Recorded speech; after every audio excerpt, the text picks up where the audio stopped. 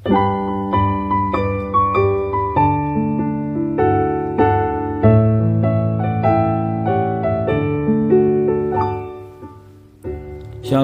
salam sejahtera bagi Bapak Ibu Saudara-saudara, anak-anak yang dikasihi oleh Tuhan Yesus Kristus.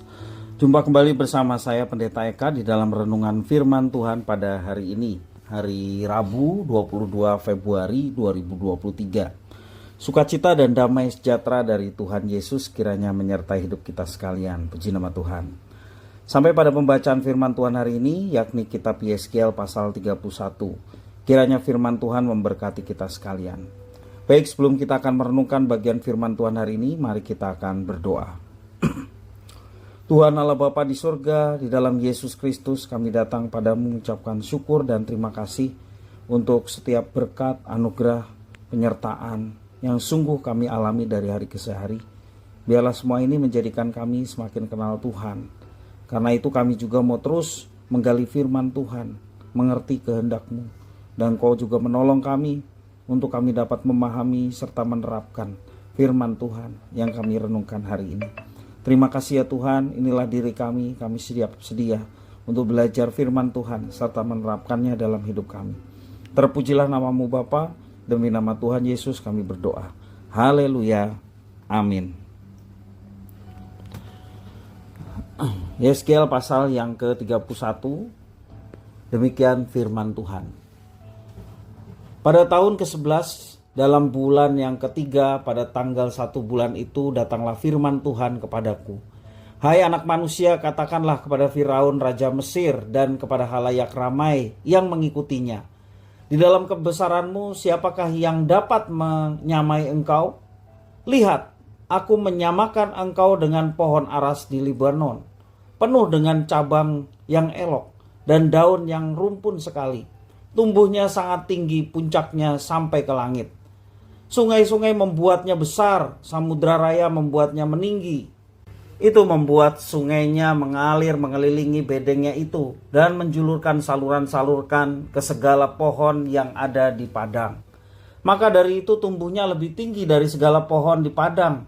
Ranting-rantingnya menjadi banyak, cabang-cabangnya menjadi panjang lantaran air yang melimpah datang. Dan rantingnya diam bersarang segala burung yang di udara, di bawah cabangnya segala binatang di hutan melahirkan anaknya, dan semuanya bangsa besar duduk bernaung di bawahnya.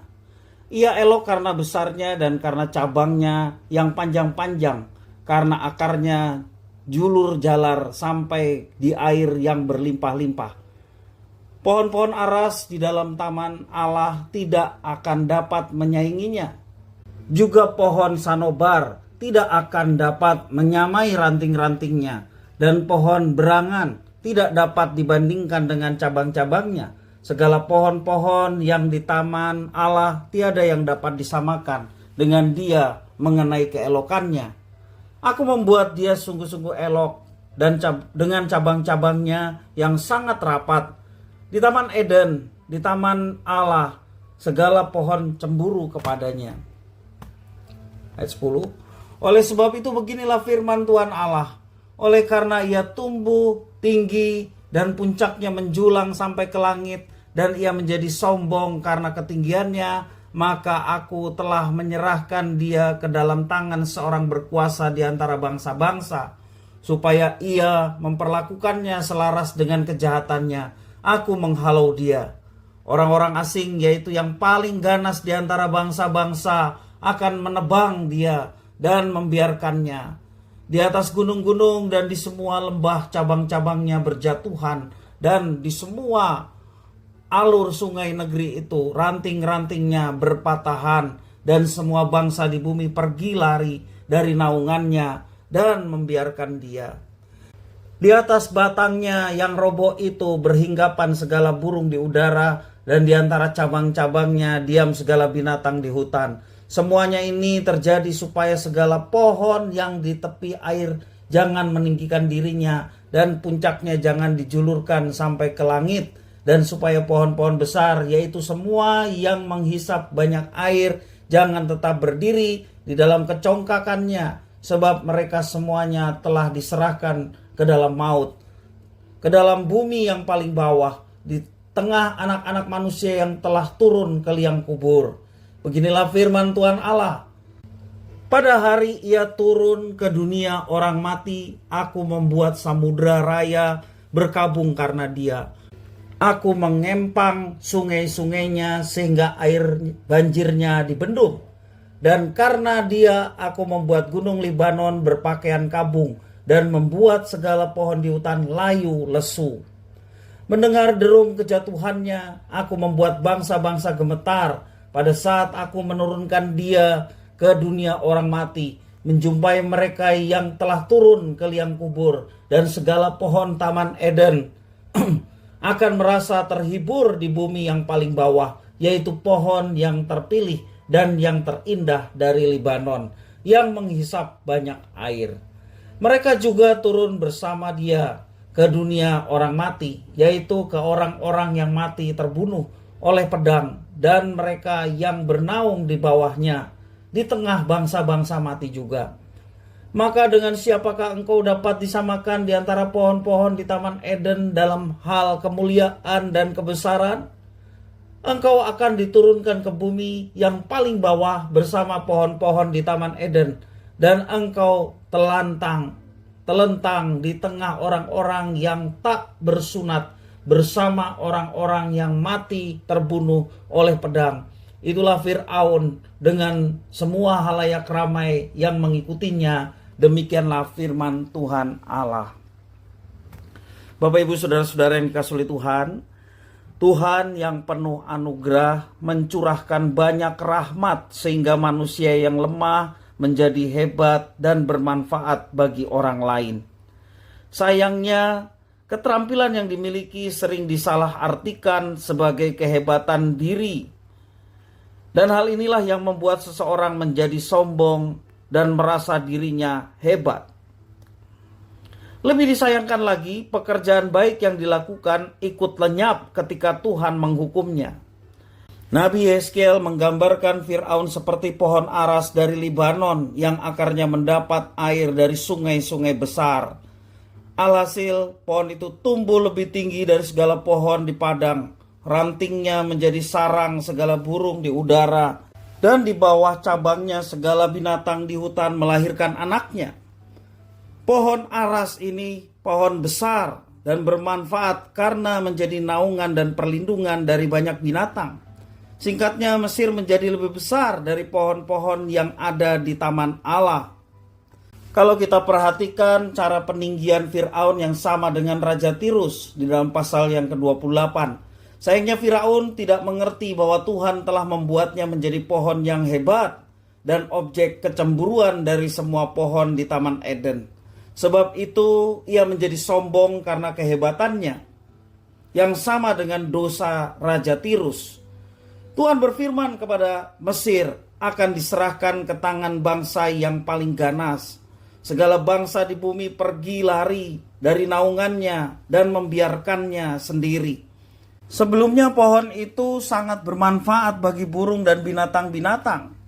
Namun sekarang sudah menjadi tempat hinggap segala burung di udara dan binatang hutan.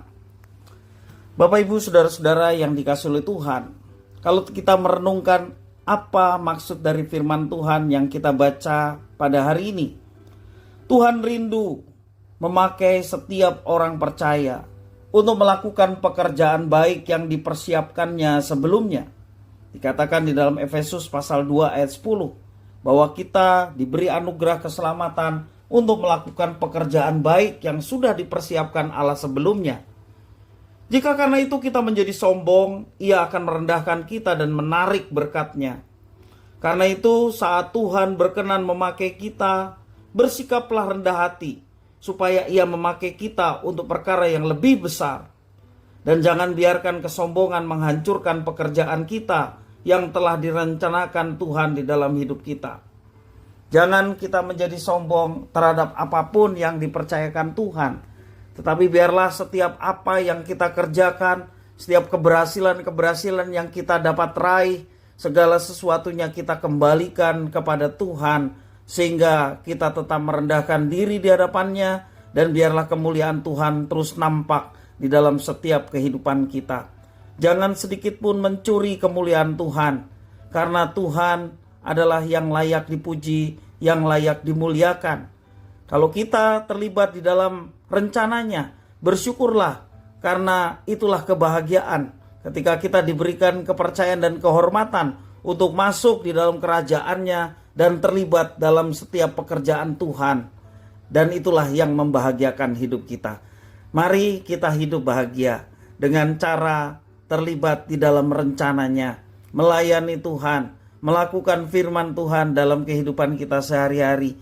Artinya kita menghadirkan kerajaannya dalam hidup kita, dan hidup kita pun boleh memancarkan terang Kristus yang ada pada kita, sehingga sedapat mungkin banyak orang boleh mengenal Tuhan, boleh percaya kepada Tuhan melalui kesaksian hidup kita yang setia melaksanakan apa yang diperintahkannya.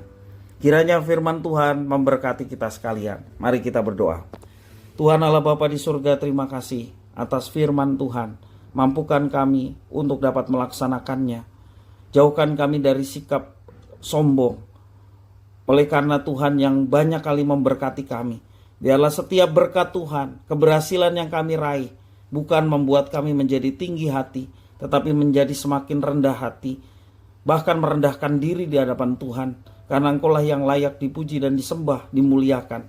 Dan kami bersyukur kalau kami masuk dalam rencana Tuhan, menjadi satu kebahagiaan dalam hidup kami. Terima kasih ya Tuhan, inilah diri kami. Kami siap menjadi pelaku-pelaku firman. Demi nama Tuhan Yesus kami berdoa. Haleluya. Amin.